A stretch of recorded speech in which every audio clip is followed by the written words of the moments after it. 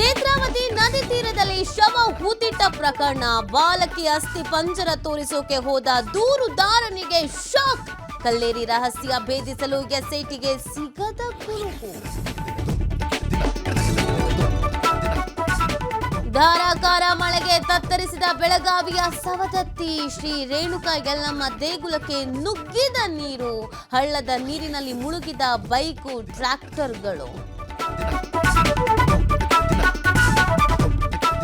ಬೆಳಗಾವಿಯಲ್ಲಿ ರಂಗೇರಿದ DCC bank election. Ramesh ಕತ್ತಿ ಸವಾಲು ಸ್ವೀಕರಿಸಿದ ಬಾಲಚಂದ್ರ ಜಾರಕಿಹೊಳಿ. ಕತ್ತಿಕೋಟೆಯಲ್ಲಿ ಶಕ್ತಿ ಪ್ರದರ್ಶನಕ್ಕೆ ಜಾರಕಿಹೊಳಿ ಸಜ್ಜು. ದ್ವಿಭಾಷಾ ನೀತಿಗೆ ರಾಜ್ಯ ಶಿಕ್ಷಣ ನೀತಿ ಆಯೋಗ ಶಿಫಾರಸು. ಇಂಗ್ಲಿಷ್, ಕನ್ನಡ ಅಥವಾ ಮಾತೃಭಾಷೆಗೆ ಸಲಹೆ.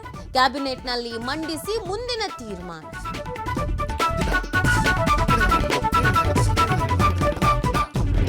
ನಾಳೆ ಬೆಂಗಳೂರಿಗೆ ಪ್ರಧಾನಿ ನರೇಂದ್ರ ಮೋದಿಯ ಆಗಮನ.